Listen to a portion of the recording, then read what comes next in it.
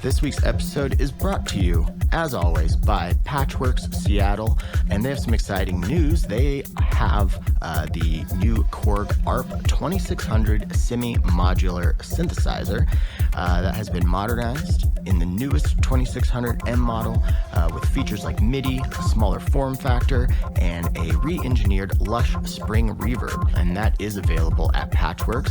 And something else about Patchworks that I have utilized many times is it is a great place to bring in your vintage synthesizers and music gear on consignment, or you can do some trade for store credit. Patchworks is located in the heart of the Wallingford neighborhood in Seattle. You can stop by the showroom to play vintage synthesizers and shop new and used gear. Also has a ton of live events, from in-store showroom sessions with local artists to in-depth workshops and classes. And here's another cool piece of information. If you are shopping online at Patchworks, free shipping for orders over $75. And then one last thing, they are updating their showroom hours, so Patchworks will be now open Thursday, Friday, and Saturday from noon to 7 p.m. and Sunday from noon to 6 p.m. So it will be closed Monday through Wednesday. Once again, that's patchworks.com, Patchwerks. Episode 250.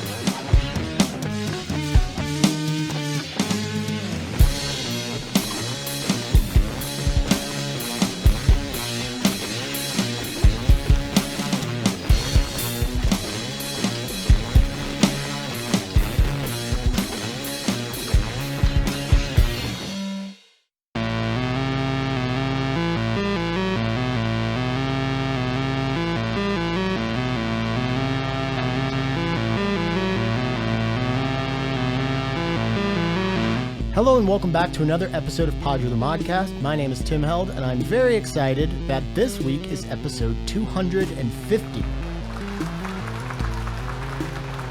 That's right, over 5 years of Modular Modcast, and it feels very surreal to me. I kind of feel like I just started, and I kind of feel like I've been doing it forever, so it's strange, but I still love it, and yeah, it's just, it feels cool.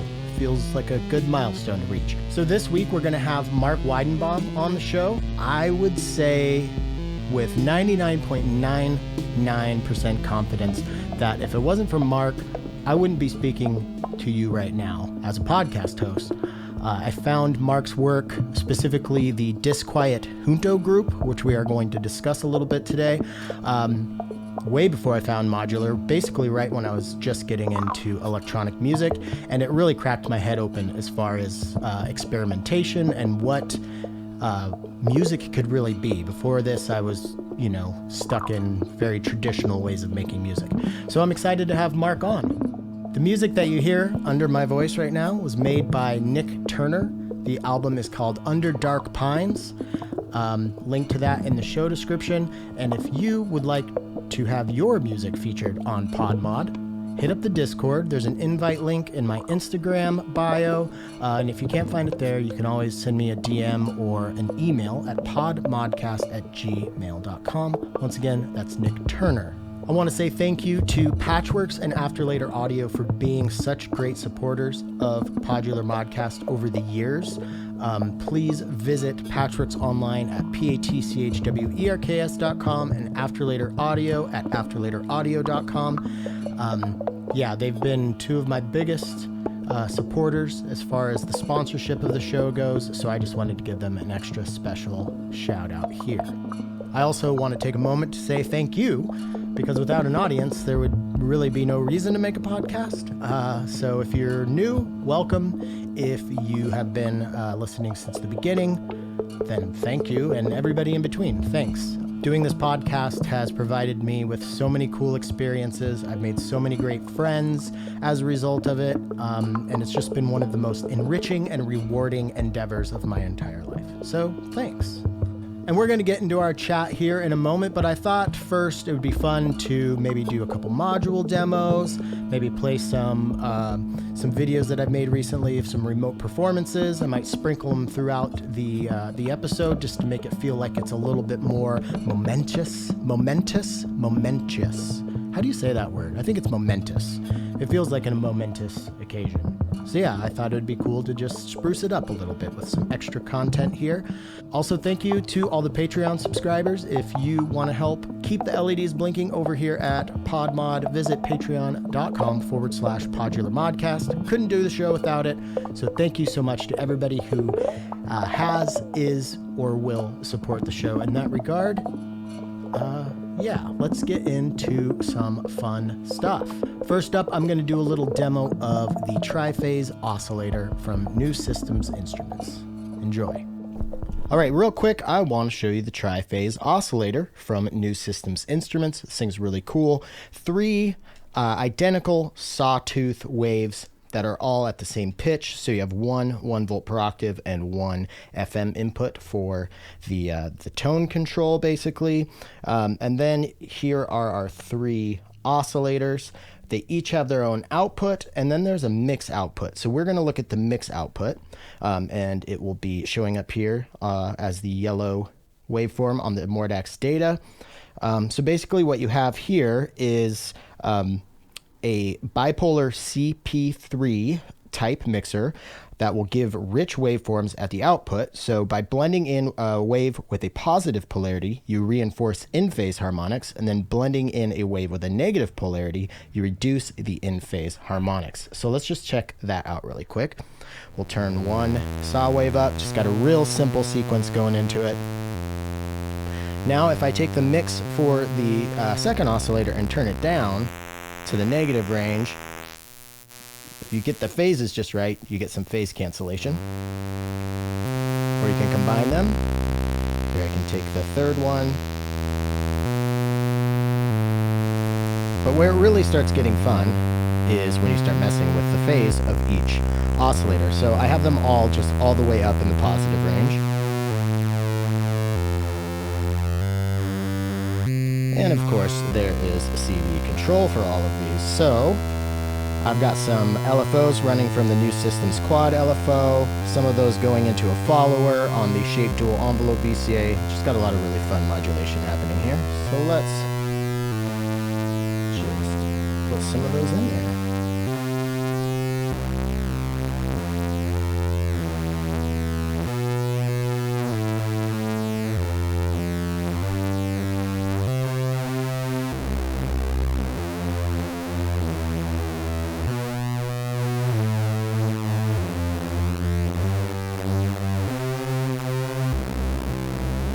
As you can hear, you can get some really, really cool textures going.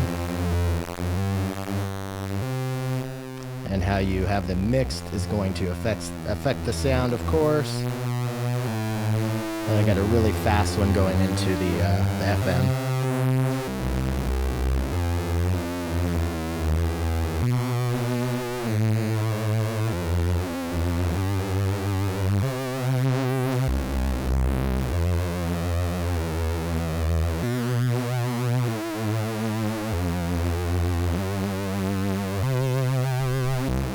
So this is a really, really simple patch, but I just wanted to show you the basics of this oscillator. I'm still wrapping my head around it, but I am having a lot of fun.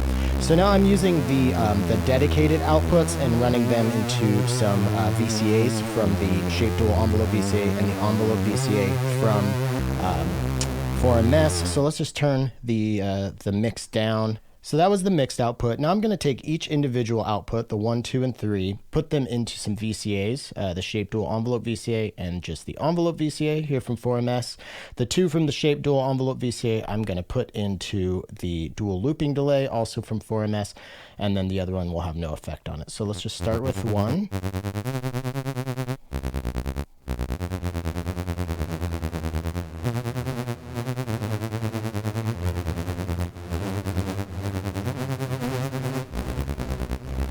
So there are 3 different oscillators, and now I'm going to bring the mix up that does not pass through a VCA.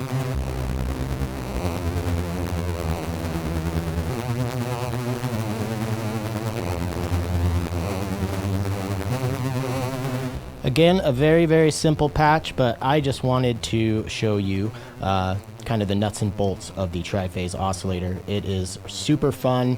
I've made some really cool stuff with it so far, and hopefully I will be sharing that with you sooner than later. But I just, again, wanted to give you the stripped down, real basic explanation of how this thing works, but you can get into all sorts of really fun territory.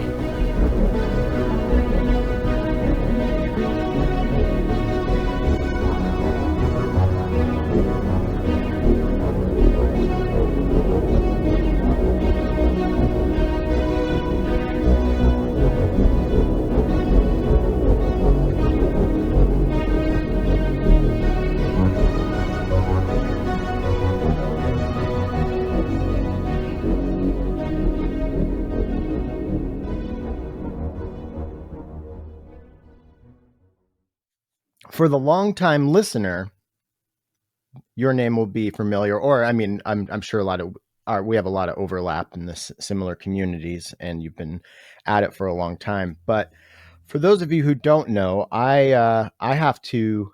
There's a handful of huge influences for me that kind of got me started in the direction that I took when I started doing electronic solo music, and I think one of the most not only influential but useful things that I did at the beginning was joining the Disquiet Junto group. And yeah, I was actually looking for a bunch of my old tracks that I'd submitted, and they're on a hard drive somewhere, and I really would like to find some of them and dig them up and listen to them. But for those who don't know, can you give an explanation of the Junto? Sure thing. So the Disquiet Junto is a online music community, largely online.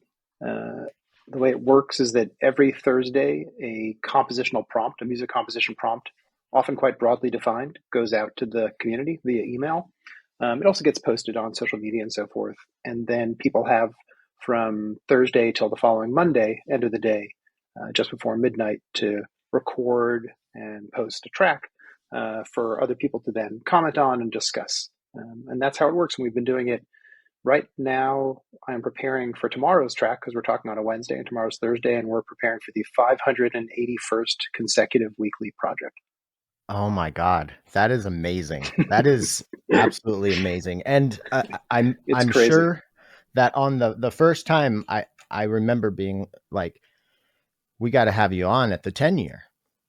And then I just realized that I'm half a month away from my 5 year. And I was thinking, Wow. Congrats. That's awesome.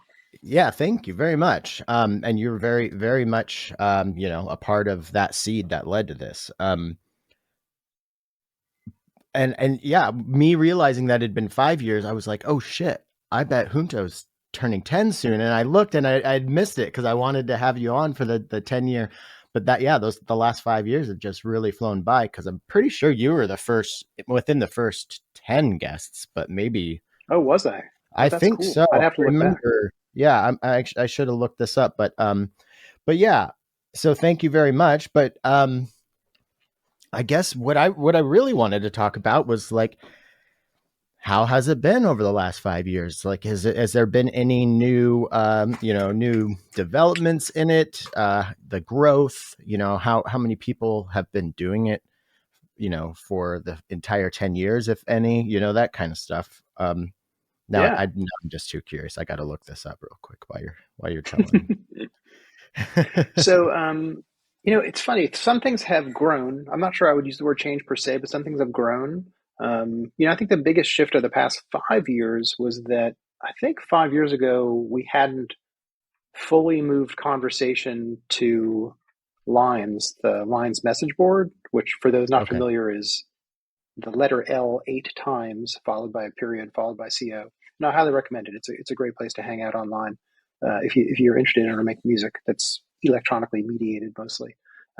Yeah, so sometime around that, I have to look back. We started communicating there, and then eventually, at the invitation of someone who helped found the board, we just started posting each project there, and that's where the majority of discussion takes place. But on purpose, there is no single home for the Junto. It's if you looked at all the things that online communities do in terms of having a formal base of operations, all these structures, basically the way the Junto has survived is by doing none of that.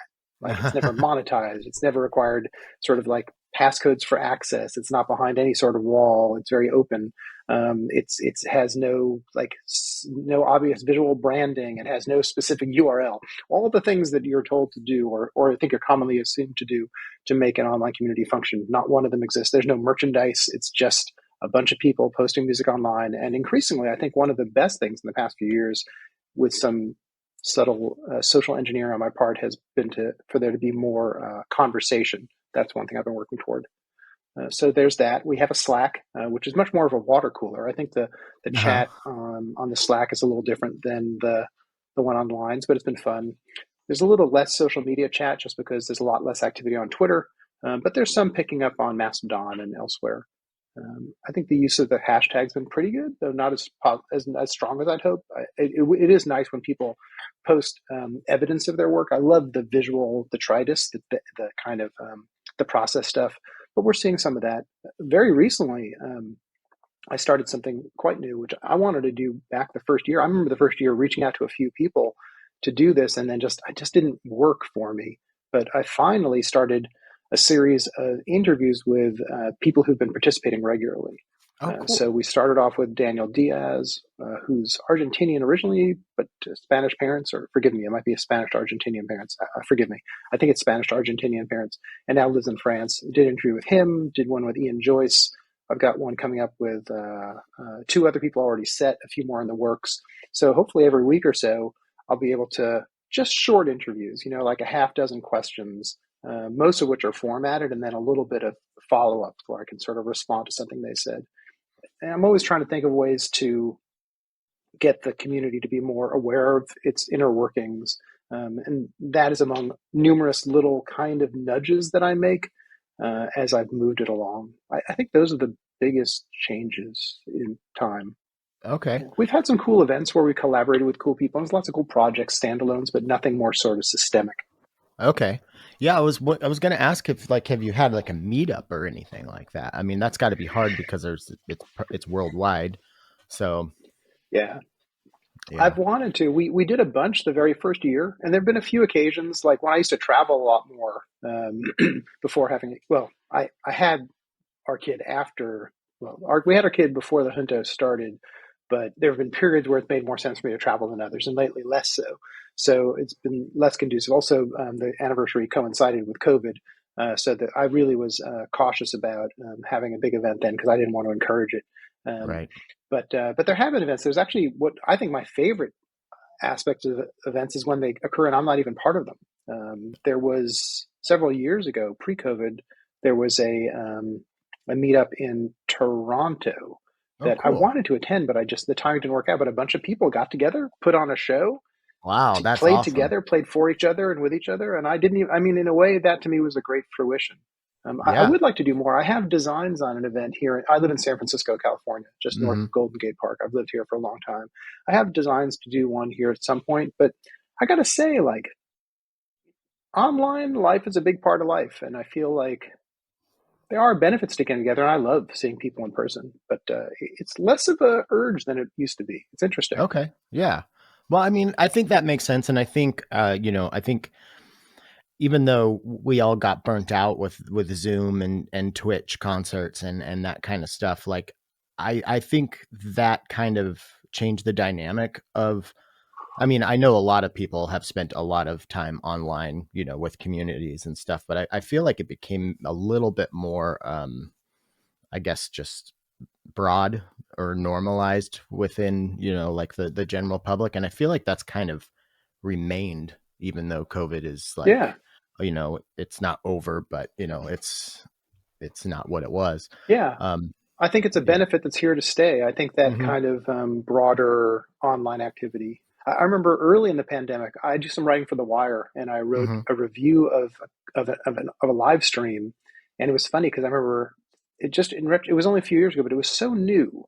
The idea that I was reviewing a concert on my laptop, which was the same device. So I'm reviewing a concert on my laptop. I'm typing away.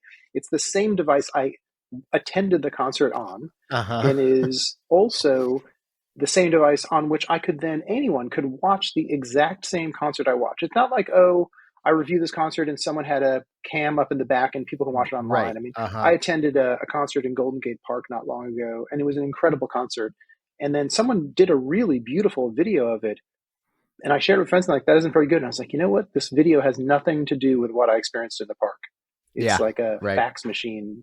But this, for a live stream of it, and on top of it, it was a live stream of live coders. So they themselves were employing their laptops to perform. Oh, Um, wow. yeah. That's cool. Sorry, I got a little update request on my laptop. Yeah, so it was. I remember just at that moment being like, "Wow, this is some." If this, I've kind of like touched the edge of the simulacrum, right? Like we don't need to be in a simulacrum because it already is its own form of self-generated simulacrum. Um, Yeah. um, well, yeah, and speaking of COVID, I had planned to go to San Francisco and was going to do oh, a live pod mod for Peaked SF, which is a little concert series down there, and you were oh, going to be one of the people on, and I yeah, was yeah. so excited to meet I you in recall person. this. Yeah, and then I think we were supposed to go the weekend after like complete shutdown of absolutely everything. Hmm. Um, yeah, Yeah, so right around then there was supposed to be a deluge. I remember in March, I think it was March 22nd, a friend and I were going to go. I think it was the date we were going to go to. I have a deluge, which I enjoy, and a friend and I were supposed to go to a concert in Oakland, I think, that was going to be a place where there was one deluge on stage, and you brought your SD card. And you, I love that idea. You don't need a roadie. You just show up with your SD card right. and you stick it in, and then you do your performance. I was not going to perform. I'm not sure. My friend might have been planning on it. I'm not sure. But in any case, Uh-huh. I love that idea of like a format that is one object. And it wasn't being fetishized. It wasn't like a SF MoMA kind of like self-conscious art thing. Nothing against SF MoMA. I just mean like in terms of the setting, it wasn't like this object wasn't the point. It was just like such a a clean way to present. And then, of course, the concert didn't happen. I may be misremembering this. My brain's a bit melted over the past few years, but that is my recollection around March of Yeah, 2020. timelines are very strange. I feel like Oh everybody I yeah, talk to is like, that was 2 years ago. No, that was three. Wait, was it two? And it's just like, you can't. yeah, Yeah. yeah. Um, I got so more how, gray. That's how I know time's passing. yeah, I started doing the mustache thing, not because my chin is going gray, but I am starting to finally get some silver, or it's actually just white. Yeah, Yeah. my family goes white. So how many people are currently part of the group? I know like there's the weekly thing is probably hard for a lot of people, but so let's just say Yeah. like people who are semi-regular at least once a month or something like that. So you should know that I spend much of my life. This is the preface to your answer. I'll give you the answer first because I don't want Mhm. to bore people. I'm going to bore them no matter what. Let me try to bore them less, which is to say, I think that there are about 1,800 subscribers to the mailing list, maybe closer Mhm. to 2,000. There's That's the only number I really know. I know that the projects on a weekly basis can have had over time as many as 70-ish participants in a given week and as few as like a dozen or so. I think there was one week it was actually less than a dozen. Um, I, I think I can think of a few other metrics, but I have to tell you that I don't live a very metric oriented life. Mhm. But I tend to be, because of modern life and just the nature of work, I get metrics and I'm intrigued by them, but a bit like what I said at the opening about the Hunto not having a lot of the kind of branding, merch, single look, all those things it doesn't do. Likewise, I've never built it for growth. Mhm. I've fully recognized that if I'm reading some avant-garde novel, oh sorry, the phone's ringing. Fortunately, someone's home, so they can grab it. If I'm reading some avant-garde novel, I don't consider it a failure of the author if I have difficulty finding people to discuss it with. The beauty of 2023, and has been the beauty for a very long time at this point, I'm old enough to remember when it wasn't the case, is that I can easily find people to discuss it with. Mhm. Like in my 20s, I was super into several very complicated novelists. One in particular, Michael Brodsky, and he wrote a series of novels like X and Paris and Goat Poems, I think was one of them. Very, very complicated books to read, kind of like William Gaddis-ish, but with I don't want to say like a pop sensibility, but like a little bit of Pynchon, but more complex, a little bit of he was before Jonathan Lethem. Anyhow, I couldn't find anyone to discuss these books with. I went to one reading. Did I go to reading? No, I didn't even go to a reading with him. I went to a reading for someone related to him. In any case, the gist is like, it used to be hard to find people Mhm. to talk about what you like. Now, not hard at all. I'm sure Yeah. there's a Michael Brodsky discussion group I haven't discovered yet. Right. Yeah. Or there's at least a discussion group to like related to it, Dalkey Archive Press or something, where I would easily find people. And as a result of that, things aren't, obscurity means a different thing than it used to. You know, I might ramble a little bit. So Absolutely. I let me love just it. kind of trace this. Yeah. I'll trace this thought. I'm very interested in reading perspectives on what you would call internet culture. Um, I think that there's some newsletters I read that do a pretty good, interesting job of treating online activity, culture that is of the internet, um, Mhm. as being, like writing about pop music or like writing about television. And I respect that. But as I've been discussing with some friends recently, some of this internet culture coverage has a tendency to do two things, which is one, kind of in a chin stroking way, note that Twitter, et cetera, are not really arbiters of reality because actually ultimately not a huge percentage of the planet actually is on them. Mhm. At the same time, they will then alternately express, I'll call it confusion, that certain things out there are incredibly popular in terms of metrics, yet don't appear on pop culture at all. And there can be a sort of like, now I'm not a boomer, I'm Gen X, but there can be a kind of like whatever boomer kind of response to it, like, oh, this stuff barely exists. Like, how is it that this stupid cop show has such a huge viewership, yet no one talks about it on Twitter? As if that's like in some way almost like a slight. It's not almost, it's really intended as a kind of slight. I'm like, well, you've already acknowledged that culture doesn't only participate in social media, and yet there's a kind of, not even again, it's not really a kind of, it really is a critique. It's like a kind of, oh, there's a loser status to this. I think much as that's the case, that there is a mixed signal prevalent in discussion about online media regarding what constitutes being present. I think likewise the nature of obscurity has really been blurred. It's so easy to find documents. It's so easy to find discussion about them. When you can't find something, it seems odd, and usually it's just because Google has gotten harder to use over the years. And I'm not convinced that AI is going to solve that problem, but we all know that like you've read a book and you know that somewhere someone must be talking about it, and you can't seem to find it. But the gist is that that similarly, I don't in any way think of the Junto as a growth opportunity. I've not engaged in this because I would like in 10 years for there to be a Junto school with Junto disciplines and Hmm. Junto Disquiet Junto lesson plans. It's quite the contrary to that. I love that people pass through it. They tire of it or they aspire to it. And that's totally cool with me. And I like the discussions and I like the free form nature of it. And I love that it's been years since I knew who most of the people are. There was a period of time Hmm. where I knew every one of them, even though I didn't know them. But it was like Right. they were a knowable quantity. But now people just sort of come and go. Hmm. I don't know who they are. It's magic to me. It's one of the Yeah. most amazing experiences of my life, aside from parenthood. Yeah, I love that. I mean, it's obviously something that you still love because you're still doing it, and there's a bit of a like I think kind of like a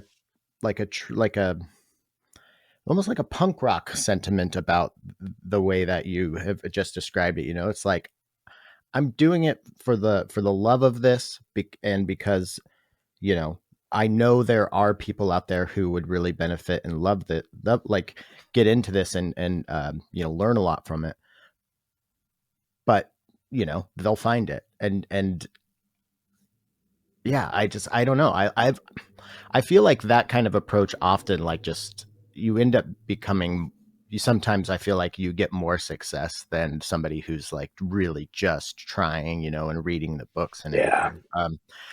yeah. Speaking of books, and San Francisco and online, have you read How to Do Nothing by Jenny Odell? No, but I'm now going to Oh, write it down in my notebook. I really liked it, and she took this really cool approach on just like basically, like, it's not so much like how to get offline, but it's a little bit like that, but she puts it through a frame of it's really cool, like one, a frame of nature and carrying around like a little what are they called, like the little lens, the little magnifying lens. Why am I blanking on what those are called? Anyways, Like and a then loop also a loop. Yes, thank you. And she also like with uses an E, I Pauline. think. Oh wow, okay, yeah. Um, learn something new every day. Um, and I I think could be wrong. she uses Pauline Oliveiras's work a lot. Oh, Um, cool.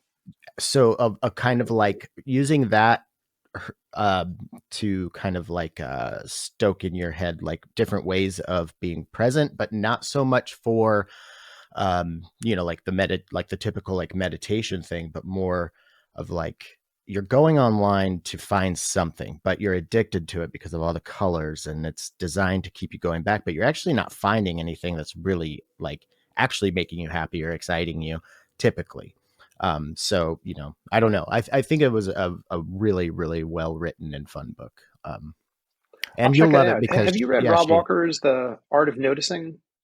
that sounds familiar. She may have even referenced that quite a bit in the book. That might be why it Yeah, sounds he's a familiar. friend of mine from when I lived in New Orleans, and he wrote a book called The Art of Noticing. And I don't see him virtually, like maybe once every few years when we happen to be in the same city at the same time. But he wrote a really interesting book called The Art of Noticing, which is very much aligned with what you described. And now that I think about it, I think he's actually mentioned Jenny Odell's book in his newsletter, which is also The Art of Noticing. Oh, cool. And he talks about the junto a little bit in his book.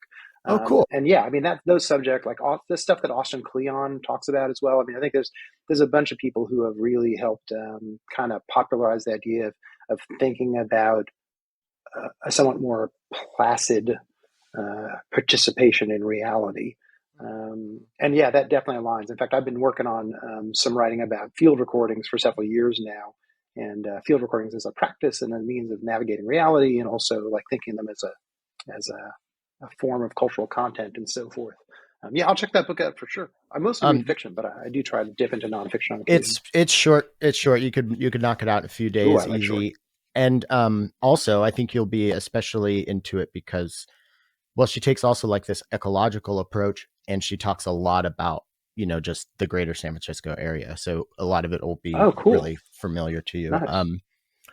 Uh, well, you just put power bait on the hook and threw it into my pond with the field recording thing.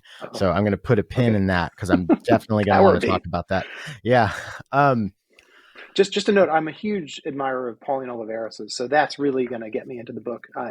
I knew her a little bit because I started oh, writing cool. about her pretty early in my writing, and so I got to meet her a few times. And actually, this is kind of breaks my heart. Well, it doesn't break my heart. She had an incredible life, but we were actually corresponding in Facebook messages, like we were DMing each other about her potentially contributing a prompt to the Disquiet Junto, because a big part of the Junto is occasionally having prompts that originate outside of my imagination, and someone external to the group even might participate, or a group member. And she was thinking of an idea just shy of when she died.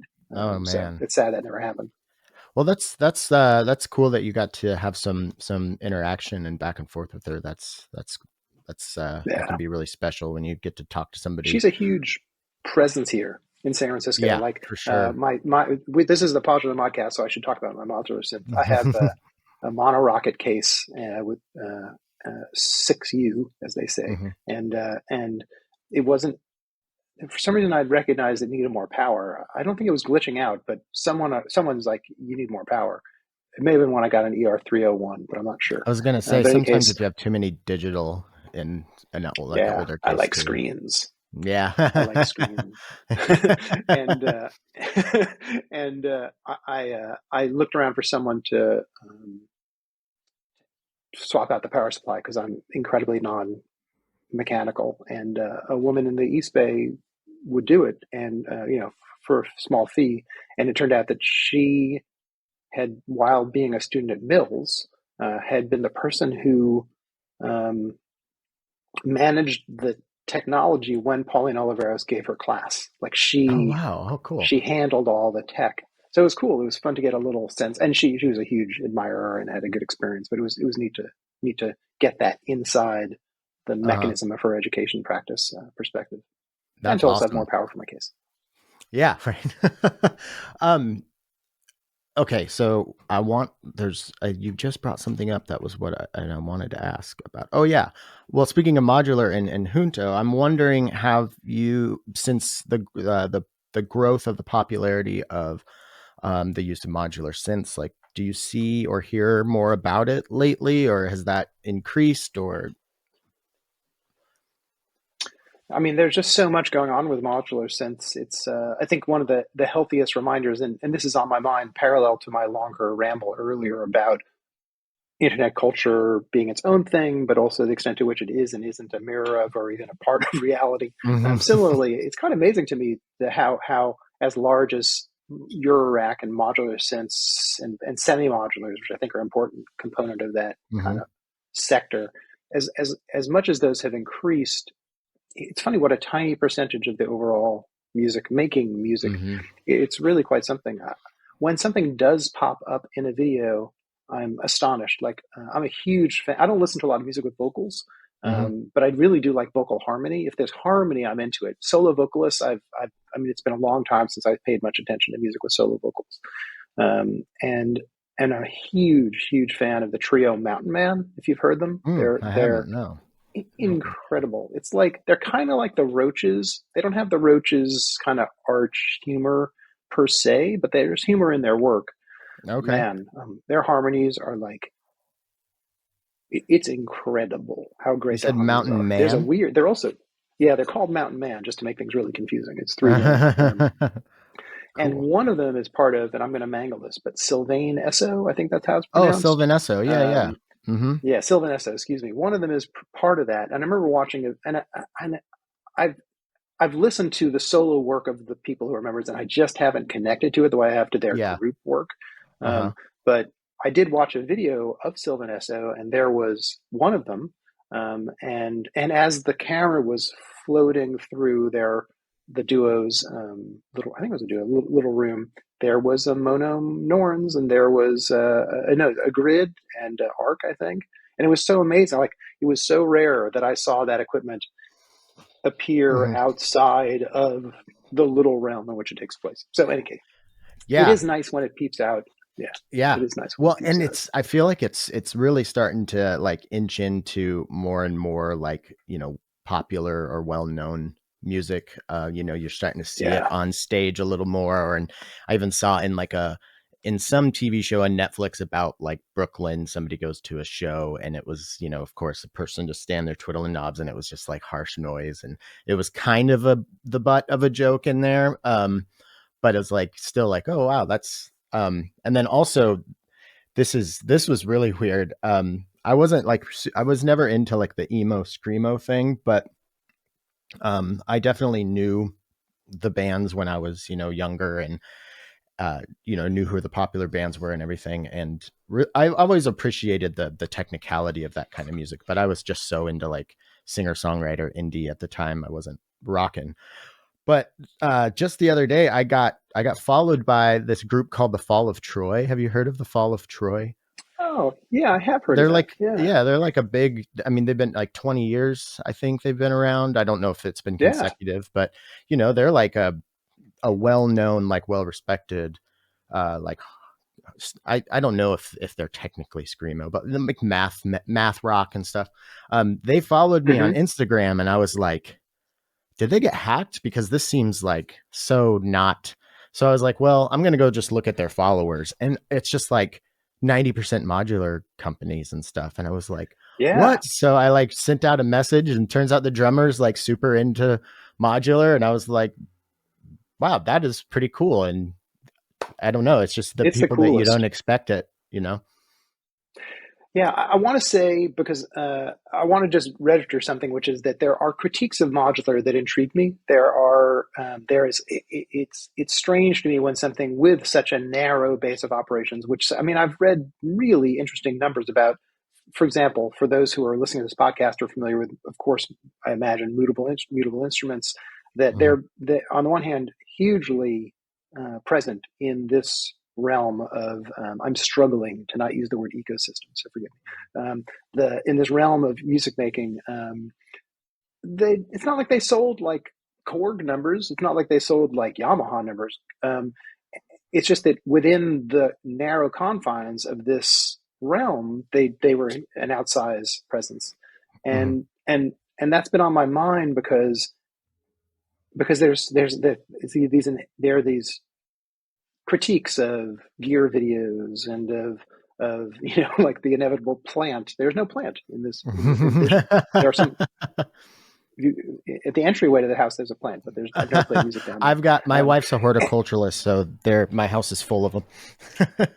we've got a really nice garden out back in our tiny back, urban backyard. But in any Uh-huh. case, I joke. The gist is like there's a lot of, I think there's a lot of energy goes into disliking things, and I get it. There's lots of stuff I don't like. I just don't spend a lot of time. I try not. I Yeah, right. strive Yeah. in this kind of secular Zen way to just try to not focus on it. But there is an enormous amount of critique of Urac that I don't want to say it fascinates me, because, like I said, I try to not engage. But I think the thing for me that's I guess there's two things I'll say on that topic, which is that, one, I think that there is consumerism inherent in humans, and so anyone who's critiquing modular in particular, I feel like it's mistaken, because I think if you look at bicycling or photography or many forms of sports, you'll find like endless rabbit holes of purchases you might make. Mhm. And as part of that, the cost of a second to that, the cost of synthesizers, while high, I mean, one guitar, God, one harp, one cello can be significantly more than Mhm. a fairly sizable. So yeah, it's a chunk of money, and I'm very conscious that people have different means, but those discussions, I think, are about another topic. I don't think they're really about music. And I think so too. Yeah. Yeah. I mean that sprawls out in so many directions, because yeah, I mean, these people who are making these amazing instruments are, a lot of them, some of the most brilliant minds, super hardworking, and they're a one person operation. And in order to It's crazy. do what they do need to sell products. So, the capitalist side of it is definitely, from my experience talking with all these makers and stuff, is the least good, it's the least enjoyable part. It's Yeah. the gross part. And I have some of that with the podcast. Like, it takes a lot of work to do this, and and a lot of time, more time than pretty much anything else I do. And so that's, if I don't monetize it, then I can't do it in the capacity that I want to do Yeah. it. And I want to do it as good as I can. Oh But yeah. that's always felt really weird and gross. I don't, it feels unnatural to me to treat it as a business. And I think a lot of these manufacturers do that. I think also the literal modular aspect of it gives it a little bit of a trading card collector's Oh, totally. thing. Totally it does. And I'm Yeah. definitely like, I've definitely crossed the excitement at the beginning. Is just, you want everything because it's all so new and exciting. I've crossed the threshold now where it's like, I'm not like, I need to get a new module. I need, like, I'm much more focused. But that's easy for me to say because I've been very lucky and privileged to be in a position where I do get a lot of stuff that, people send to me and everything. And I just, even saying that, it feels like a weird, like, does that sound like a weird gross flex or whatever? But It's it's so it's a fascinating situation. I find that just the thing that excites me is that there are these things. Essentially, there's lots of modules out there that are so creative that while I fully get that there are critiques of consumerism, and yet I do think they need to be seen in the context of broader human consumerism, and not like that it's inherent to a specific field. I mean, you log on to one discussion group about guitars, you'd be not just astounded, but probably nauseated by the the the guitar consumption engine. oh yeah, yeah, Yeah, I think that the original G in gas was for guitar because yeah, yeah. I take guitar lessons. I started taking them about That's 5 right. years ago. It's a kind Yeah, of how's I wanted to very talk about placid that for midlife sure. crisis. but but guitar I don't understand. I have two guitars, and the only reason I have two guitars is because I have one guitar, and then during the pandemic I rented a tiny 55 square foot office to work in, just to be away from the house a little bit. Really good deal near the house. And I realized that my guitar practice was declining because I it's a nice break during the day, so I got a second guitar. And I have no interest in a third guitar, but apparently that means I'm not a very good guitar player, and I'm not. But because No, apparently people who really like guitars have like a gazillion guitars. it's funny you mentioned that because I was just at Guitar Center yesterday, which I hate going into Guitar Center, but I was in the area and I wanted to pick up some new strings, and it was just like right there. Um, and as I was in there, I didn't even go to the guitar section, and I had this kind of moment of aha. I'm like, you know, I'm I'm a guitarist. I have my guitars that I really like. Like, I don't really need another guitar. And then I also found myself thinking, like, I might want one more, only because I want to do I want to set one up for like open tuning and slide playing, which I've never Oh, really yeah. done. Yeah, totally. That's different. Um Yeah. Then it's a different yeah. instrument. Yeah.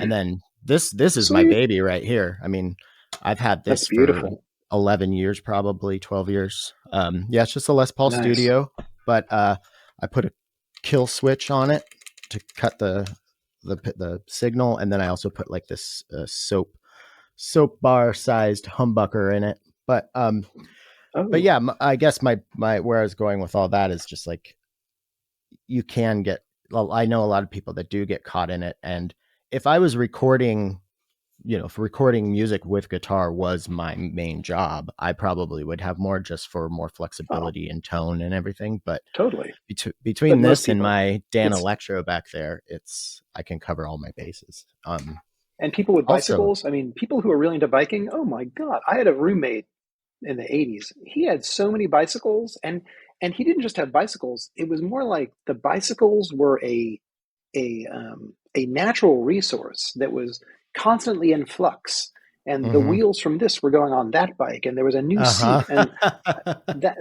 it was astonishing to me. Mm-hmm. And anyway, where I'm going with this is that to get on the positive side of it is that there is a kind of creativity, like Wildfire Laboratories, the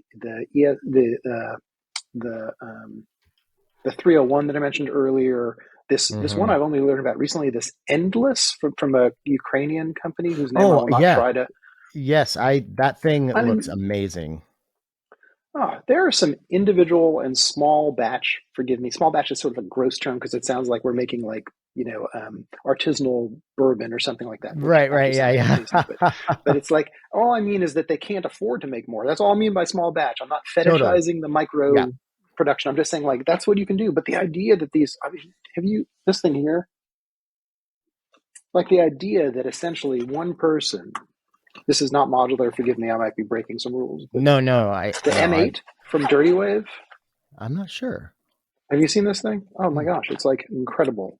Um, it's a tracker.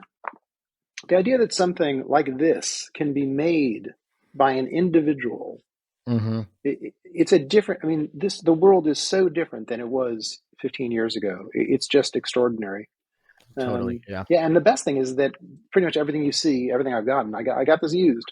I will sell it at some point and probably, Mm-hmm. lose 5% of what I paid. So Yep. essentially, it was like a fine. It was like a learning fee. It was like a library Hmm. fine. Yeah. And That's so how I the look at it expense of too. it is actually not. If you have the money to put down, it's anyway. I started rambling a little bit and I just did want to mention this because I didn't want to get out of this conversation without acknowledging these conversations. I don't want to dwell on it, but it's a Yeah. topic, but it shouldn't be the main topic. I think there's a few things also just that if I could put my cherry on top of it, because I have a lot of criticisms as as a format, as you know the type of music that there's a lot of, like some like and how difficult it is to actually like make a song and do that in a like a timely fashion if that's a Yeah. part of your interest. um I think the benefits outweigh all of that. I also want to Oh. touch on the cost thing. The good thing about it getting more popular, Chipocalypse has not helped this at all, but um I do see prices going down a little bit, more multiple Oh yeah. functions Totally. within a module, so you don't have to buy an envelope of VCA, and just to get that Yeah. going. Um, the semi-modular stuff is all, like if And you have a VCV DAW, rack. I mean, VC VCV rack exactly is VCV rack. incredible. Hmm. Incredible. Anybody Yeah. who's curious, I always tell them start there. Don't go buying a bunch of stuff. Just because DivKid can make that sound like that, that does not mean that you can. I've had to learn that very hard lesson multiple times. Um, All right, so I've been talking about the spherical wavetable navigator from 4MS for a while, and for good reason. It has become one of my favorite modules. So I thought I would do a quick little video showing you how I get started with a patch on it. I used to be very intimidated by this module because of how deep it is. And yes, it is deep, but I think the UI on it is brilliant. It needs to win an award for UI design if such a thing exists. So yeah, I'm going to show you how I get started. And yeah, there's some button combinations and whatnot. But again, the way it's laid out makes all sorts of sense. So we have our 6 oscillators here. Actually, just from the beginning here, I'll show you how to get started from the get-go. So let's say I have one of my old patches loaded up. To get to a blank setting, just turn the load here, and we're going to go to an unilluminated LED, and now we've got 6 identical waveforms, pitch, everything. Something that's really cool is you can get, it's a stereo out, so we can mess with the panning. So all the edits that you're going to make are going to kind of be revolving around the individual buttons for the oscillators, at least for what I'm going to show you today. So real quick, the most simple one in this mode, that is a mute, turns it back on. But if you hold this button down, that's where you start getting into all sorts of really cool access for tone, everything. So let's start just by panning. The slider in the center is at center when you're holding down the button. So you can go from left to right. So let's put that guy in the center. Bring that guy down an octave. Now let's choose a new wavetable for it. A lot of push.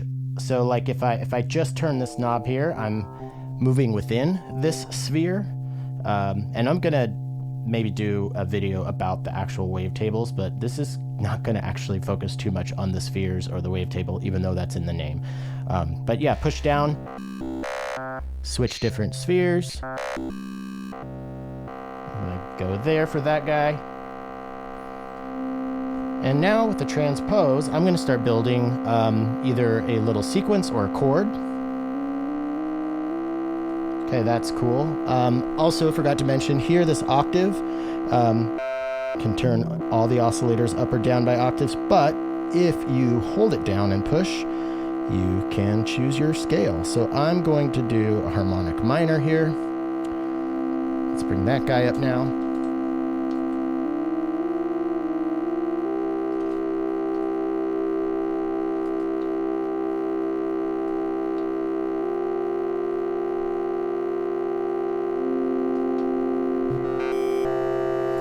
Choose a new wavetable for this voice, and let's bring that up a ways here.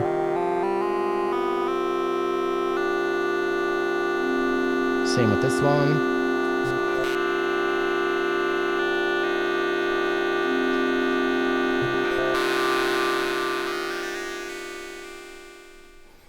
So we got it droning. Let's push this LFO VCA button. And now we've got a nice little kind of arpeggio.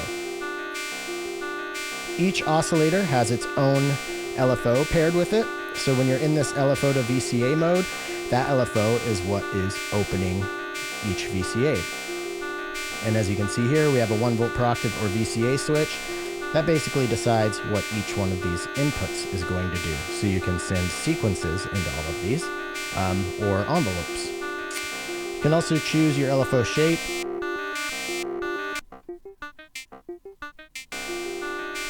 And you can change the shape of all the LFOs at once. And then you can change the LFO speed here. And then there's a phase of the envelope. So if I push this down, and now I can kind of change the phase of all the LFOs that are opening the VCAs, and that can help you decide what kind of rhythmic stuff you want to have going on. What's really cool about these LFOs is, just like with the oscillator, you can change all sorts of parameters by holding down their respective buttons. So let's just hold down the A button, and I'm going to change the LFO shape of the A oscillator. And now B.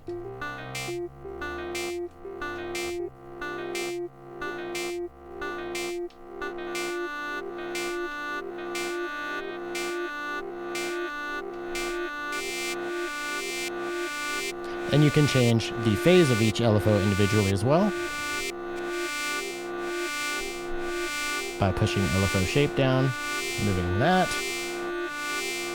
And we can transpose our entire sequence here with the transpose button, or we can hold it down and spread those notes around to kind of give you different inversions or scale degrees, basically.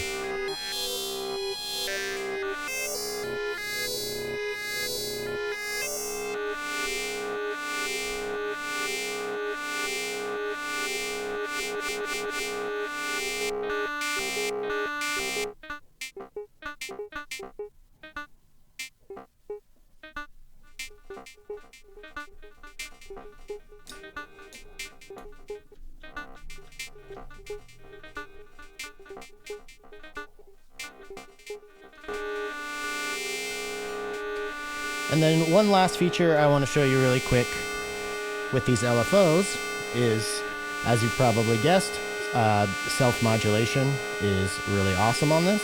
So let's use the LFO from 1 to just move around our sphere. But you can see that's pretty intense. It's like, oh, maybe I need to run that through an attenuator first. Well, you don't, because right here, this LFO speed, if you push that button down, or that knob down while holding one of your LFO or oscillator buttons, you can actually change the gain or the output voltage of your LFO.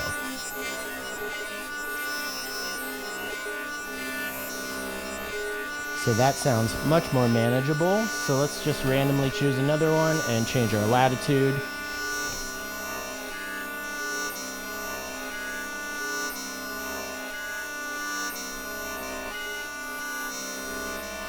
And we'll grab another LFO. This one's pretty long, so let's put that one into our depth.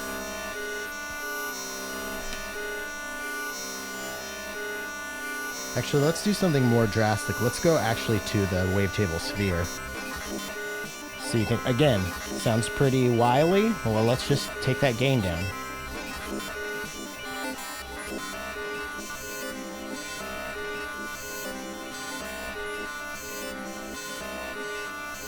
And then we can change all of the spheres at once by pushing down and find a spot that sounds good with that modulation.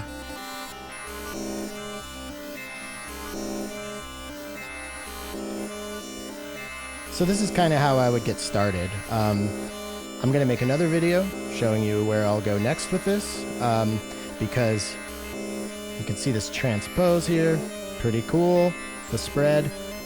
You can control those with unquantized LFOs and envelopes to give your sequence or chord a lot more variation.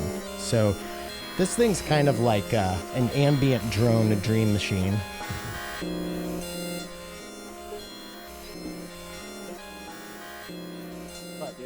Yeah, I think that, one thing I love to do is, one thing I've said in conversations previously is that when I first got into music and really was getting into music, so I'm 56, just for context. I graduated from college in 1988. I graduated from high school in 1984. I started listening really actively to music fairly late for a teenager growing up on Long Yeah, I Island. remember you mentioning that. But when I did, I got in heavy, and I was really into the Beatles, and really into the folk and rock of the late '60s. The Byrds. I was hugely interested in the Byrds, and I think that it's very interesting to listen to Mountain Man today, because I think that the Byrds and Yes had vocal harmonies in a way that really resonated with me. And actually, just to track this led to me being really interested in Gregorian chant and like the clusters of Morton Feldman and of Cecil Taylor. Like, these things have their tracks. But I bring it up because I think that early on, when I started, my method of learning about music, which was not a conscious one at first, was simply like, if I liked a record, I found the people who worked on it, and I was like, oh, this bass player is really interesting, right? And if they showed up somewhere else, like the first time I bought I a did the same thing. David Bowie record. Yeah, I bought Hunky Dory. Why? And kill me, man. I'm just going to make a lot of people forgive me, but I'm going to I'm going to adversely affect your viewing, because anyone who made it this far, some people may turn off when I say that I bought Hunky Dory because Rick Wakeman played piano on it. Rick Wakeman from Yes. Like, I was like, oh, there's like 20 David Bowie records in the store. I don't know which to buy. And so I got that one. It's turned out to be an amazing record, but that was it. When now, I like wanted to dive into technology has become that. Yes. Yeah, absolutely. Oh, no, go ahead. I think also, well, I have a similar Bowie story. I, of course, knew all the hits and everything, but like kind of wanted to go into the stuff that I hadn't heard. And looking at his catalog, I was like, I don't know where to start. And I went to Low because Brian Eno was part of it. I'm like, well, if there's one I'm going to like, it's probably going to be that one. And it's a fantastic album. I love that album. Oh, yeah. So, I think a lot, my friend David Lutz does that a lot. Yeah. It's the way I got through music. And of course, there's some people who, if you early on are like, oh, I really like Tony Levin, you're kind of screwed, because he's probably been on 4,000 recordings. But at the same time, you can actually learn a lot by listening to a lot of those. But the reason I bring it up is because as the years have gone on, I then got interested in record labels as a means to track things, like whether it was Artist House, or whether it was Hat Art or ECM, these are different ways to track things. And then later on, I've come to realize that technology has been an incredible way to track activity. Searching YouTube for a module or for another piece of equipment is an incredible way to learn about music. And, it's led me to people like Femi Fleming, Orville Pattern, Sarah Bell Reed, I knew about Marcus Fisher's work earlier, Stephen Vitello. Hmm. There's so many people who are using the exact same tools. Like you look at it, it's like it's the same thing. And my God, it is like they are on different planets from each other. And Yeah. Oh, I absolutely. love the Yes. ability. Something's broken in YouTube because sometimes I will search for a piece of equipment and a video will never show up, and yet Yeah. somehow through Yeah. some other way I find out this video's existed. I was just watching one about the ADAC granular Hmm. yesterday, in fact, that I was never coming up in searches on YouTube. But in any case, I really am a proponent. Part of the benefit of becoming interested in music technology actively about 10 years ago was about 8 years ago was that I suddenly had this new vantage on it, and it coincided with the growth of people posting videos online where they would highlight the technology. And so, Hmm. basically, anyone who's doing that, I don't get too into the gear. Like, don't make it the point unless it's a tutorial, which is fully welcome. But definitely, those things are great ways. They're great ways for people to learn about music and to find things that are of interest. Absolutely. I have to find this because it's way too pertinent. And I feel like Ooh, I would be show and really tell. letting Mark. Yeah, I'd be really letting Marcus down if I didn't show you this. Give me 1 second. Is it Just the field here. recording sticker? It is. Yeah. But I want to find it because I have showed it on the show, but I feel like I want to show it for any. There we go. They're right here in front of my face. So It I've goes with always your been. shirt. Yeah, right. I've been a fan.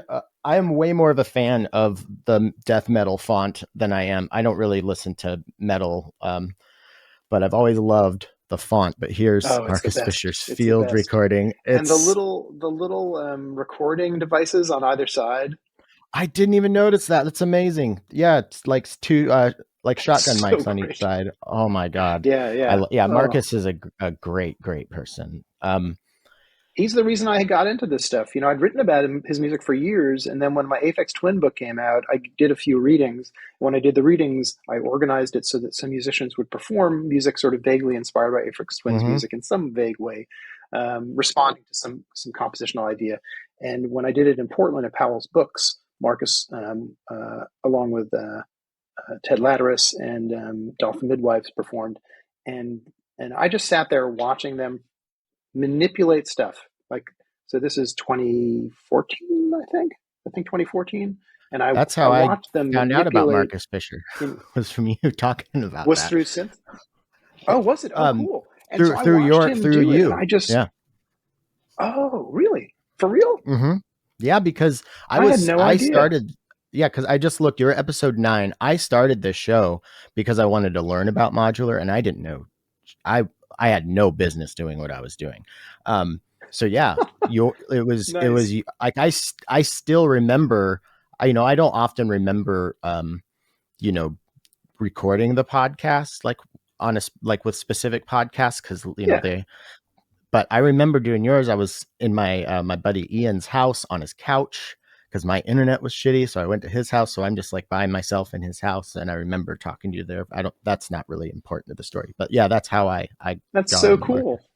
cool. So thanks Well, for I that. just watched him play, and the next day, that's amazing. The next day, he walked me over to control voltage, and Hmm. when I wasn't staring at the incredible art on the wall, if you've been there with the Yeah, I string love art that that place. does their logo, I was utterly mesmerized by that art. But in case I got hands on with all the stuff, and I realized, wow, I could just get a case. So I came back to San Francisco. I looked on Craigslist. I got a happy ending, Hmm. unfortunately named toolkit thing. I got a couple of modules. I got a wave shape. I got the weirdest collection of modules from a guy just down in Rich. We ended up kind of sort of like chatting. I went over there once and like looked at his zines. He's a really good guy, very talented musician.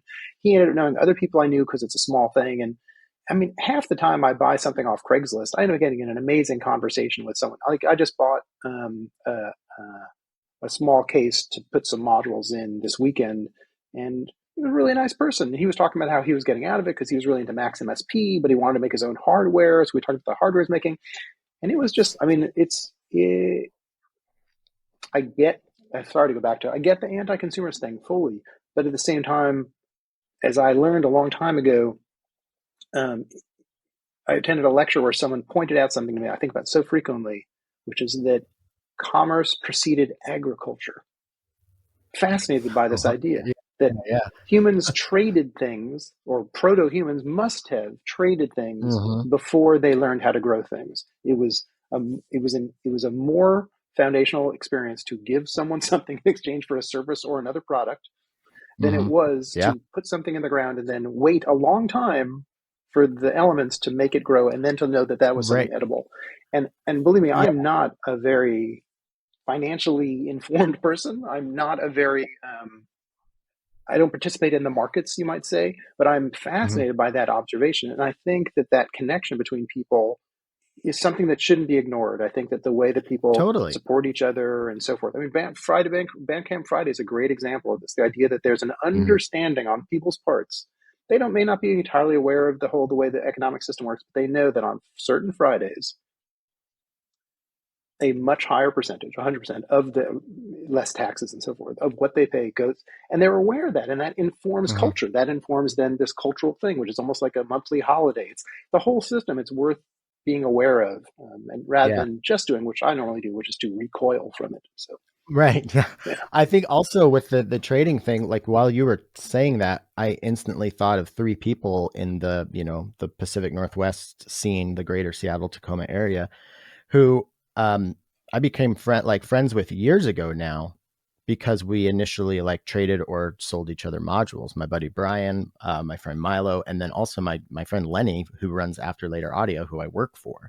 We met because I was trading him a module for one that he had built, when he first started. So there's definitely, that. And before I got off Facebook, I spent the hardest thing leaving Facebook was the Seattle Eurorack yeah, buy, sell, and trade. yeah. So there's There's so much good definitely that. discussion, like product specific ones too, like groups Yeah, for specific totally. objects. It's yeah, Hmm. And I think also, I mean, yeah, the capitalism sucks. We live in a capitalist society. Like it or not, like you have to participate at some point, and I think a lot of these people who might throw shade at this might be tweeting about it from their latest iPhone, so it's kind of like, let's calm down. um and I think yeah, another aspect that maybe this is just making me feel better about it, but I don't think so. I don't think this is any sort of mental jujitsu on my part. I view especially modular devices, or synth stuff, as literal pieces of art. They are artistic expression. Like I think Eric Schlappy, while an amazing engineer, is also an artist. And you know Eli from Mystic Circuits is obviously an artist, and it just all of them. And like, I got the Soma Enter, which is literally a piece of art that is also a musical instrument.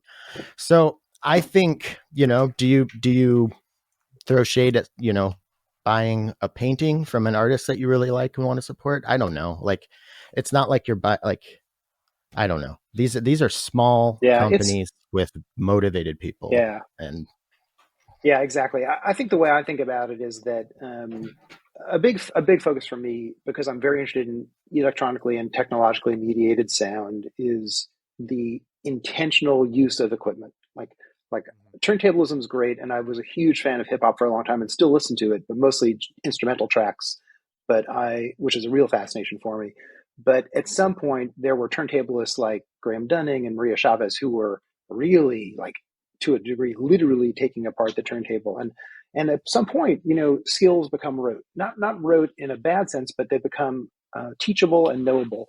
And mhm. once there was like a means, once Serato and so forth came around, turntablism, you didn't hear different things the same way. I used to love the Executioners, but at some point, I feel like that sort of group's effort reminded me more of the Harlem Globetrotters, right? It was like a kind of Mhm. performance, and I love it, but it you don't go to the Harlem Globetrotters to see who wins. And because it was Right. there were no because and which I'm not actually I know nothing about sports, but I do know that there's a difference when there's something at stake, and if people are Right. competing, there's something at stake. Absolutely. And Hmm. I'm not interested in the competition aspect, but when someone is really working hard at the at the instruments, it's less showing off. And I love the executioners. This is not against them at all, but there's a difference when they're trying to do something where, whereas Brian Eno once said, it's only really experimental music if you might fail, right? If the experiment might fail. And Yeah, I failed right, at right. delivering that joke, but I agree with him, and that's why people like Graham Dunning and Maria Chavez are so interesting to me, because their exploration of it is so spectacular. So I just bring Hmm. that up to say then that while there is a lot of consumerism within all fields of music, and I think that when it comes to the modular synthesis that I find particularly interesting, it is folks like the ER301 and Wildfire and some of these the folks that Air Instruments traffics in, where the instruments themselves have a sense of intentionality to them. And I'm a little cautious about the word intentionality. I've struggled to find a word better, but I think it's, for now, I use it as a shorthand with a giant cautionary Yeah, asterisk yeah. next to it in a bright Uh-huh. color. Um, because I think that there's certain instruments where you can tell that the person making it is trying to figure out what they're trying to use the technology to kind of move their own thoughts forward, versus here's another sawtooth oscillator, which is a nice thing to Right. have. And here's even a complex sawtooth oscillator, or here's a complex Hmm. oscillator that does these things, or this envelope faller. It's great. And those are excellent. And there's a lot of them, and there will always be new ones. But when you get that really weird object where it's just like, what's happening here? Like the nonlinear circuits, it's just some of those things are like, I don't even, I remember I got one and the guy was like, I'll sell this to you, but I'm going to sell it to you cheap because I don't even know if it works. And then I got it and I was like, I don't know if it works either. I'm not sure. Is I've this had like a an few Emperor's New things. Clothes? Is Yeah. this doing anything? Yeah. But some of them, like Yeah. I got the Beat Freaks. The Beat Freaks is super cool, and it's actually really, really quite usable. Hmm. It's another Well, nonlinear circuits one I've recently done. right. We are. This is blowing by so fast. We're six. We're Oh, four. sorry. 5 minutes shy. No, no, don't be sorry at all. It's a great when they fly by. That means we're having a good conversation.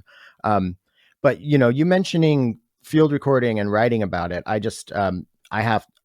I'll preface it with just kind of the last probably 3 or 4 years have gotten very, very into field recording. Don't go anywhere without my Ooh, porta capture, and I've got a geophone and a hydrophone, and I've got my shotgun mics, um, and I love recording. I was just away for my birthday last weekend up at Lake Crescent up on the peninsula of Washington, ooh, and lovely.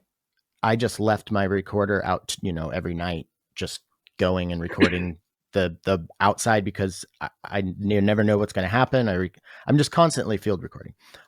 Brought it to San That's cool. Francisco, recorded the wave organ when I was there last, and actually Oh in the yeah, in the nice. process. It wasn't the optimal time, but I was there with Austin, our Benny, and we were both recording stuff. It was a lot of fun. Oh, he's so Um, talented, man. So talented. and equally talented as he is just a genuinely sweet, kind, and warm person. He's one of my favorites. Yeah, Um, and deeply into nature. yes, yeah, yeah. He comes whenever he goes to Washington. He does some really good hikes, and we're hoping to do a camping trip at some point in the near future. Um, Oh, that sounds wonderful. yeah, I'm really looking forward to that.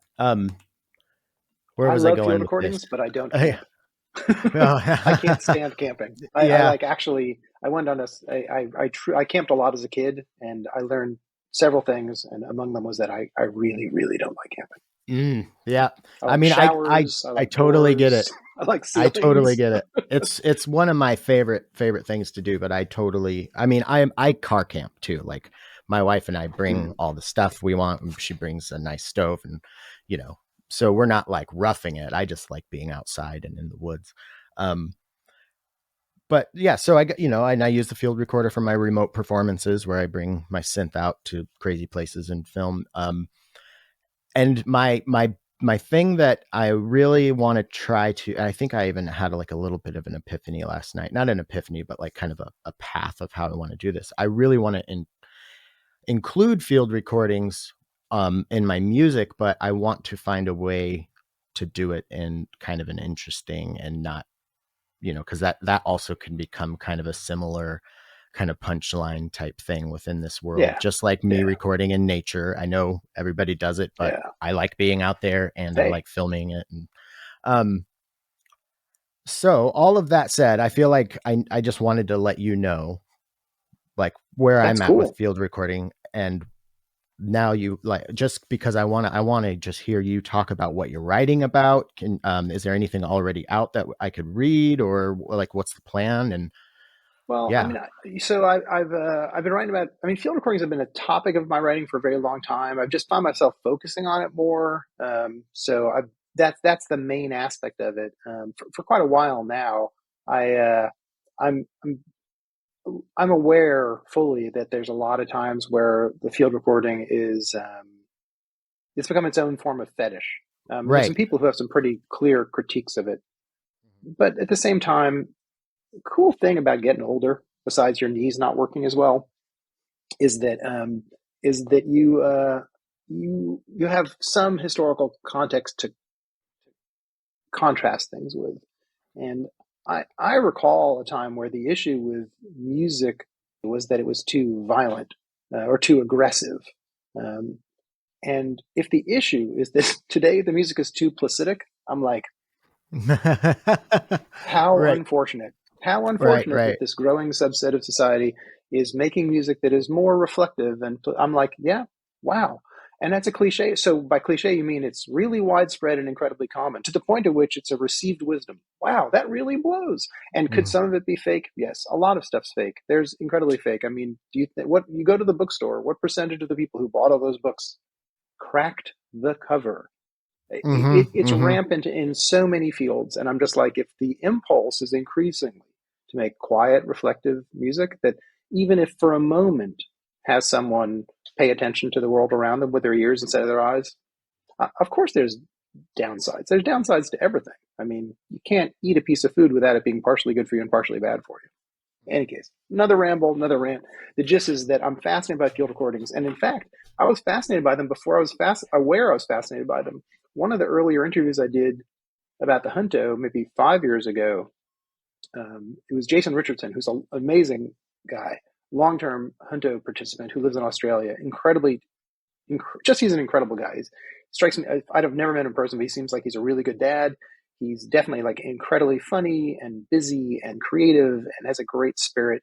And he asked me a question, which was, have you noticed that a lot of the Junto projects involve the sound of the real world? And I was like, no, I had not noticed that. But he was right. When I look back, I was like, the Junto was continuously for years without my being really conscious of it. I can't remember if it was the third anniversary or the fifth, but he brought this up, and I was like, wow, he's totally right. The Hunto regularly is dealing with real world sound, literally in terms of like one of my favorite Hunto projects is to record the sound, just the sound, the room tone of three different rooms, and to simply cut them up to create a song that is verse, chorus, bridge, verse, Mm-hmm. chorus. And that's all it is. And I I love saw that. that prompt It's the once and I was simplest like, project. yeah, I really want to try that one.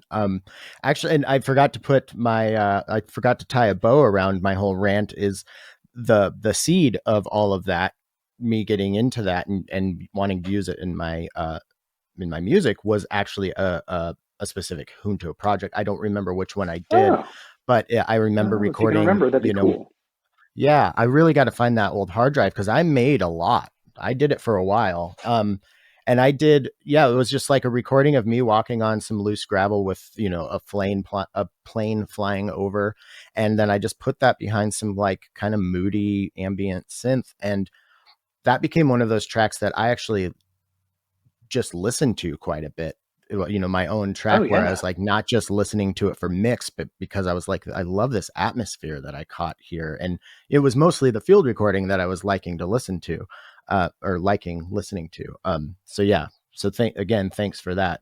I can't be Oh, totally. overstated how much the Junto was like a That's very, crazy. very I didn't fully formative register thing that, for but me. it's fun. It's Yeah, fun to know. no, absolutely. Like super formative for, the journey that I'm currently on and have been for, 6 years now. So, um, My dad died that, last June, and not long after, my mom was moving out of the house that I'd grown up in. They lived in the exact same house that we moved to that house when I was like a couple weeks old, and they okay. lived in Oh, it wow. until last June. Oh And my so I was God. there when we moved my mom out of it. She's doing fine, and she'd already planned to move. It just the timing worked out in unfortunate ways with my dad's death. But just totally by chance, it was not planned. I was the last person in the house, and I was there fully alone. There was no one waiting for me on the in the driveway. This is suburban Long Island where I grew up, and I took my phone around, and the iPhone has an incredible microphone. I mean, it is Hmm. just like everyone's out there doing field recording and talk about an over fetishized field. Like you go to field recording Hmm. discussions, and it's 90% about technology, not about R. Murray Schafer and Stephen Feld and Pauline Oliveros and so forth. No, it's and John Cage. No, it's about like low microphones and which fluffy thing you can pop on the end. But in any case, Yeah, yeah. I digress. The gist is that I then went room to room and just recorded like a minute of the sound in that space. And I've got those recordings, and it's amazing to have this sonic. And I know someone's going to say, "Yeah, but that was without the furniture, and it sounds different than with the cushions and so forth." It's like I know, I get that, but it's a document. That's the point. Yeah, definitely. Do you know Christopher Flieger by chance? The name is Um, familiar. Forgive me if I does do know he Christopher Fleer, because at the moment I don't, but maybe I do. he does he releases like recordings and music under Cooling Prongs. It's like a Death Bomb Arc. He's a Death Bomb Arc artist, which is a label. Um, he also he did all the field recording for the Live Clipping album. So these like he works a lot Oh, with the band Clipping. So if you haven't oh, heard their cool. live album, it's very weird. They put microphones in toilets and outside and under the stage, Oh, and it's not ooh, like a live album. It's like a field recording live album. It's really cool. Um, yeah. So yeah, I would just wanted to, if you didn't know him, bring him to your attention because I don't know if he yeah. I'll check it out for lives sure. in SF, but I think he definitely like that's kind of his orbit. I'm pretty sure. Really cool, sweet Oh, guy. cool. I'll We've check been that out for trying to sure. plan going to Mount Rainier. There's this hike you can do. It's literally called Paradise, and it's the closest thing to paradise I've found in nature. You're just you're actually on your way up the mountain. That's how you go to get to like the base camp for summiting. And I went up there a few years ago to field record and record with my synth, and I've got some cool videos from that time. But I didn't have a really great field recorder at the time. But as I'm walking up, it's early in the morning. It's late September, really sunny. The sun's just coming out, and I don't know if it was glaciers actually moving or if it was giant rocks like falling from a thaw. But there were a few moments where I thought the mountain was going. I'm on the side of it and I'm like, this is it. There's if it's going and I'm here, there's Wow. no running. And then after it happened a Are few you giving times me and no more one else. reasons to not want to camp? Is that what you're doing? You're trying to give me more reasons to not want to camp? Add that to the list. Right? Yeah. But I so want to go back up there now that I have like a shotgun mic, and my geophone Oh, and try to yeah. capture that. And I was telling Christopher about this. So now for the last couple of years we haven't made dates line up when he's passing through town, and usually I can't do it because of some reason, which really sucks. But we have a plan to go up there and try to record that sound because I think it would make for a really cool recording.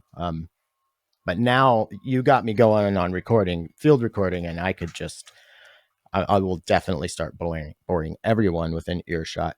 Um, so, because we're over an hour in, I don't want to take up too much more of your time, but I definitely do not want to get out of here without you telling the listeners how they could participate in Junto, because I think this would be perfect for new modular synthesis or seasoned all around. It's a really fun way to get out of the uh, Yeah. your own box of creativity. It forces it not forces you, but it leads you in ways that you wouldn't have gone otherwise.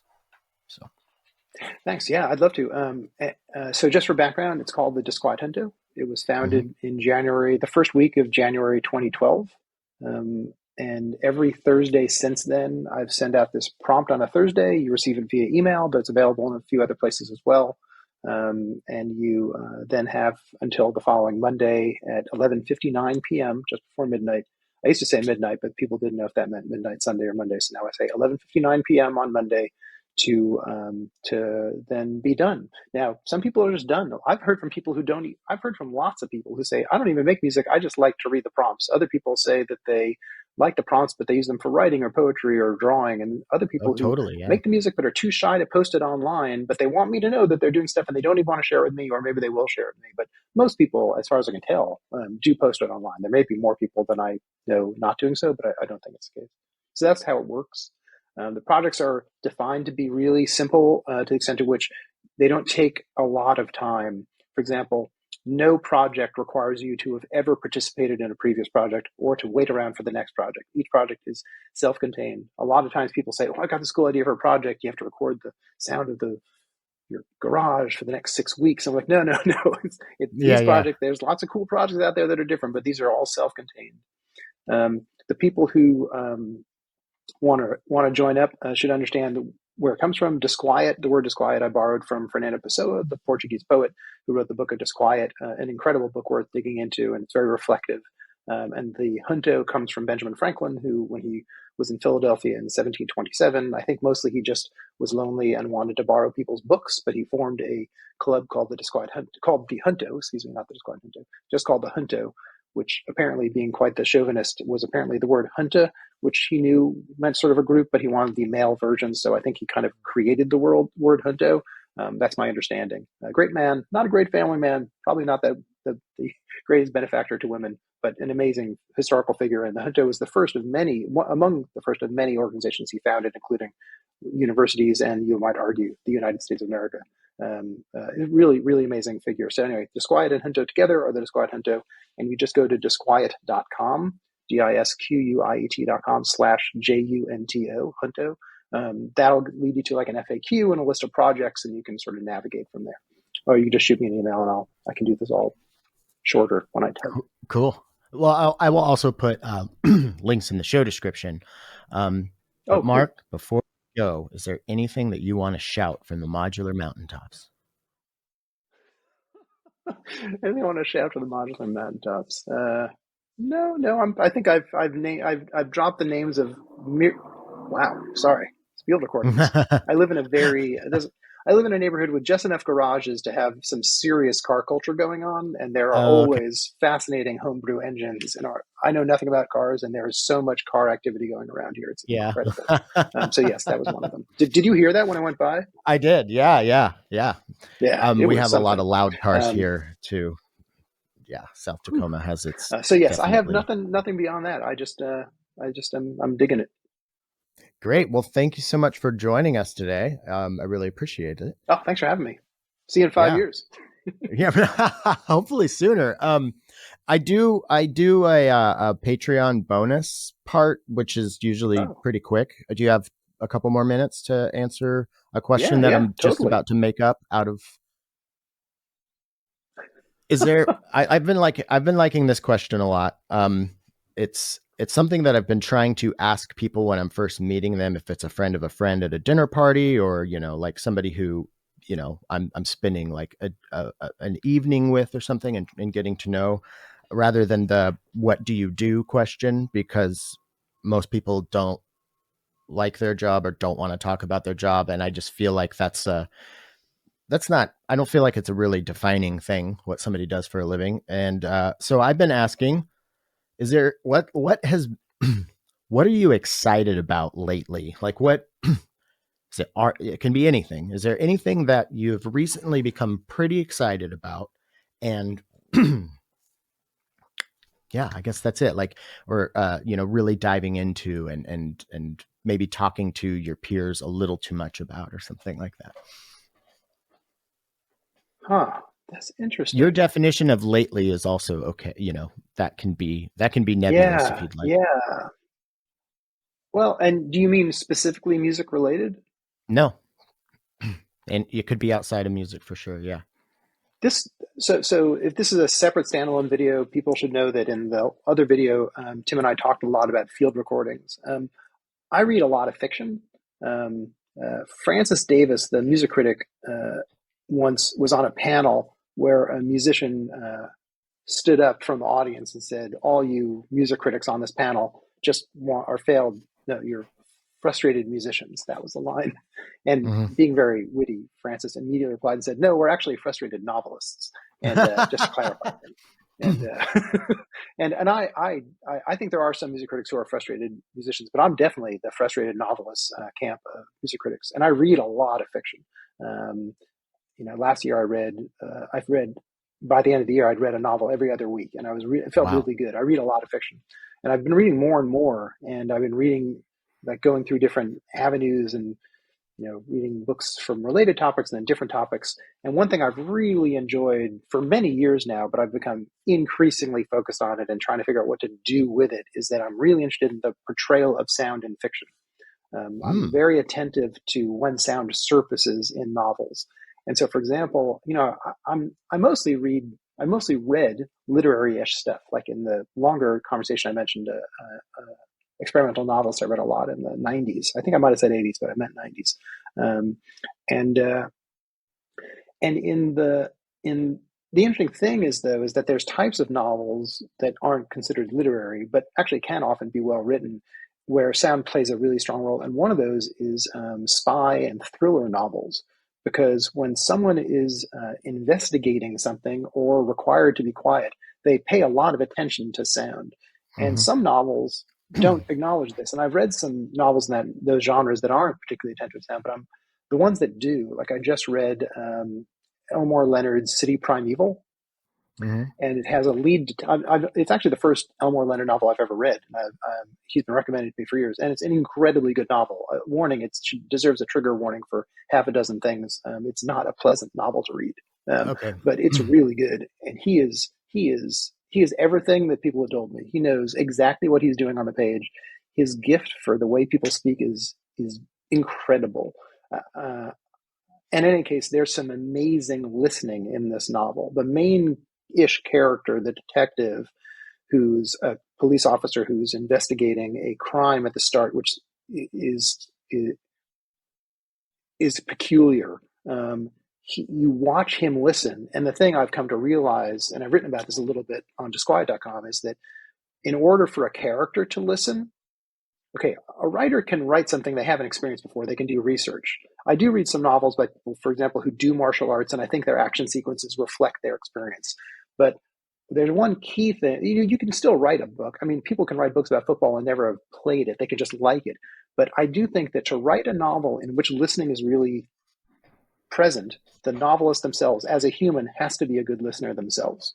And so I think there's a really Mm. interesting feedback loop there. And listening plays roles in the novel that are not essential to the plot, which is actually fine. I don't need every novel to be the conversation on the page, much as I love that movie. But there's a fascinating thing, like early on in the book, one of the characters hates a disco record. And then later on, his sort of girlfriend sees him walking toward a disco record playing on a record player. This is in the age of the LP. And having already destroyed one, it's a beautifully written moment where she gets in the way. And at the very end of the book, for very interesting reasons, the character who hated the disco ends up alone, and he actually puts the needle down on a Donna Summer record because he's been alone for so long. He wants to hear a human voice. I'm like, this was plot. I mean, it Wow. is Yeah. genius. The book is so well Hmm. written, and that's not even the main character. The main character himself that spends a lot of time listening. And anyhow, if you ask me, you can tell from the tone of my voice, for something I'm really excited about. The role of sound in fiction is something that really, really excites me. And when it works really well. Wow. Okay. That's a great answer. I love that. Well, now I'm going to be keeping an eye out. I'm just racking my brain if I can think of any examples. The only one I can come up with is A Quiet Place, which I know is a movie, but um, yeah, I love that. I love asking people that question because if people are telling you about their job, it's sometimes kind of labored and they're just like they're hitting the bullet points and getting through it. But I think doing this podcast has taught me to be a better listener in the sense that I've learned that I get a lot out of listening to people talk about stuff that they're excited about. I love talking about things that I'm Super. excited about. So I love to be able to like give somebody an opportunity to have the floor to talk about their thing because you can see their face kind of light up and it's like this is what it's all Yeah. about. You The don't want to video is talk nice. about It's a nice touch. yeah. Yeah. The video is a nice touch in that regard. Just people listening at home. We talked about just doing this via audio. Been a little under the weather, but I was like, I think I have the energy to do it on video. And yeah, I think that it is nice to see people's. We're humans, right? Still, for the time being, we're still humans, and it's nice to Definitely. enjoy our fleshly projections of right. Yeah. positive response to internal and external stimulus. Right. Yeah. Yeah. No, I think it helps. It helps a lot. I think just seeing facial expressions, it's incredible how much context it provides for tone. I think, just speaking, if you don't see a wry smile, you could think that somebody might be upset when they're being sarcastic but that's a whole other topic. But thank you so much again. Yeah, I could answer, and I'm not going to because it'll be another half hour. And believe me, I want it to, but I have more work I have to do today. This is the fun part of the day, and now I got to go slog. All right, that's our show. Thank you so much to Marc for coming on. Thank you for listening. Thank you for the past 5 years, 250 episodes. It's been great. No signs of stopping anytime soon. I don't know if I'm going to do 5 more years, but who knows? It's a weird world. Never say never. That's good advice. I just came up with that. Never say never. This week's secret word is momentous. Thanks for listening, and until next time.